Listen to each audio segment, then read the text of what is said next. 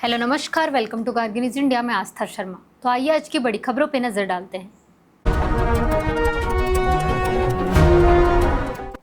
America के उपराष्ट्रपति JD वांस के नेतृत्व में अमेरिकी प्रतिनिधिमंडल और ईरानी संसद अध्यक्ष मोहम्मद बागेर गालिबाफ के नेतृत्व में ईरानी प्रतिनिधिमंडल ने अलग अलग पाकिस्तान के प्रधानमंत्री शहबाज शरीफ से मुलाकात की।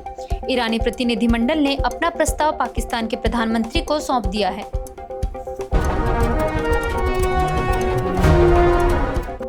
इंडियन नेशनल कांग्रेस महिला आरक्षण कानून में संशोधन को लेकर 15 अप्रैल को विपक्षी दलों की बैठक बुला सकती है।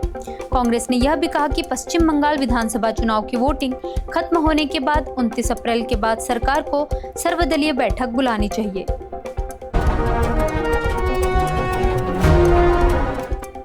एलपीजी टैंकर जगविक्रम ने स्ट्रेट ऑफ हॉर्मज पार कर लिया, जो अमेरिका ईरान युद्ध विराम घोषणा के बाद गुजरने वाला पहला भारतीय जहाज बना। इस पारगमन को सीमित समुद्री आवाजाही के बीच क्षेत्र में धीरे धीरे सामान्य होते नौवहन का संकेत माना जा रहा है।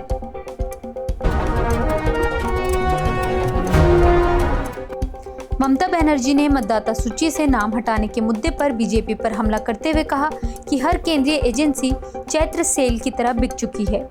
टीएमसी प्रमुख ने आरोप लगाया कि बीजेपी बाहर के लोगों को लाने की कोशिश कर रही है, इसलिए अधिकारियों के तबादले किए गए।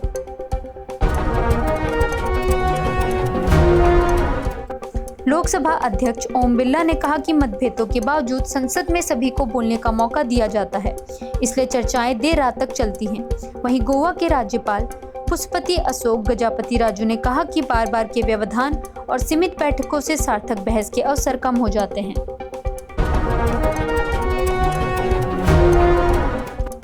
अश्विनी वैष्णव ने बेंगलुरु मुंबई वंदे भारत स्लीपर ट्रेन को मंजूरी दे दी है।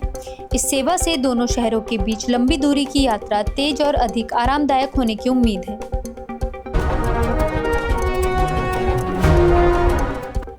रिपोर्ट के मुताबिक इस्लामाबाद में युद्ध विराम वार्ता से पहले अमेरिका 6 अरब डॉलर की जमी हुई ईरानी संपत्ति जारी करने पर सहमत हुआ है। यह राशि 2018 में प्रतिबंधों के बाद फ्रीज हुई थी। 2023 के कैदी अदला बदली समझौते में खोलने की योजना थी, लेकिन बाद में इसे फिर से रोक दिया गया था।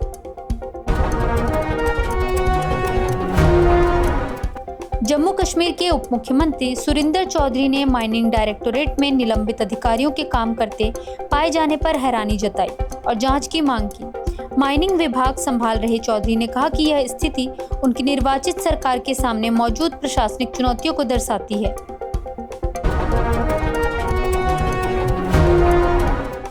रिपोर्ट के मुताबिक ईरान स्ट्रेट ऑफ हॉर्मज को पूरी तरह खोल नहीं पा रहा है, क्योंकि उसने रास्ता रोकने के लिए बिछाई गई समुद्री माइंस का पता खो दिया है। बताया गया कि पिछले महीने अमेरिका इजराइल के संयुक्त हवाई हमलों के बाद ईरान ने छोटी नौकाओं से माइंस बिछाई थी, जिससे अब जहाजों की आवाजाही बहाल करना मुश्किल हो गया है।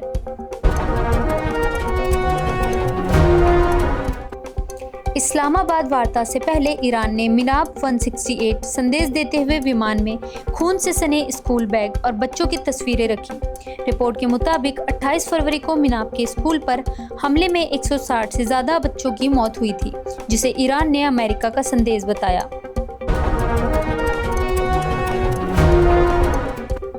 वार्ता से पहले डोनाल्ड ट्रंप ने पूरी तबाही की चेतावनी दी, जबकि ईरान ने बातचीत शुरू करने से पहले लेबनान में युद्ध विराम और जमे हुए फंड जारी करने की मांग रखी। पाकिस्तान के प्रधानमंत्री शहबाज शरीफ ने इस्लामाबाद वार्ता को मेक और ब्रेक चरण बताया, जिससे बातचीत पर अनिश्चितता और बढ़ गई है।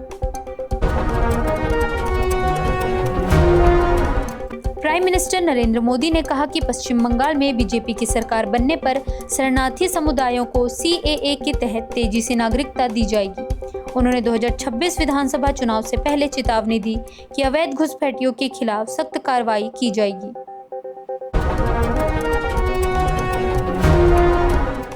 प्राइम मिनिस्टर नरेंद्र मोदी और राहुल गांधी ने महात्मा ज्योतिराव फुले की 200 जयंती पर श्रद्धांजलि देते समय एक दूसरे का अभिवादन किया और कुछ देर बातचीत भी की। दिल्ली में यह दुर्लभ राजनीतिक क्षण माना गया, जहां दोनों नेताओं ने कार्यक्रम के दौरान सौहार्दपूर्ण तरीके से संवाद किया।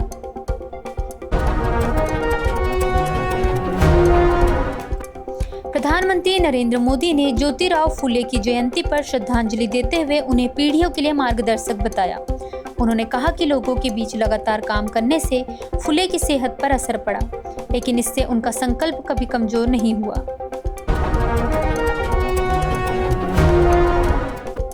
लोकसभा अध्यक्ष ओम बिरला ने कहा कि संसद में मतभेद हो सकते हैं, लेकिन सभी को बोलने का मौका दिया जाता है, इसलिए चर्चाएं देर रात तक चलती है। वहीं गोवा के राज्यपाल पुष्पति अशोक गजापति राजू ने कहा कि बार बार के व्यवधान और सीमित बैठकों से सार्थक बहस के अवसर कम हो जाते हैं।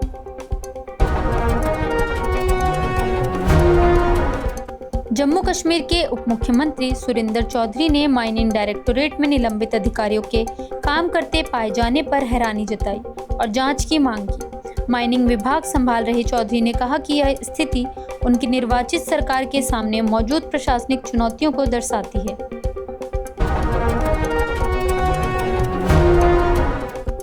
डोनाल्ड ट्रंप ने पाकिस्तान में होने वाली अमेरिका ईरान शांति वार्ता से पहले कहा कि स्ट्रेट ऑफ हॉर्मज ईरान के साथ या बिना उसके भी जल्द खोला जाएगा।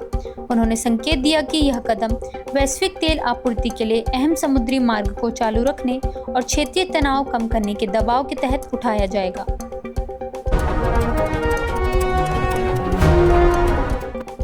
ईरान के संसद अध्यक्ष मोहम्मद बागेर कालिबाफ और विदेश मंत्री अब्बास अरागची के नेतृत्व में उच्च स्तरीय प्रतिनिधिमंडल शुक्रवार देर रात इस्लामाबाद पहुंचा।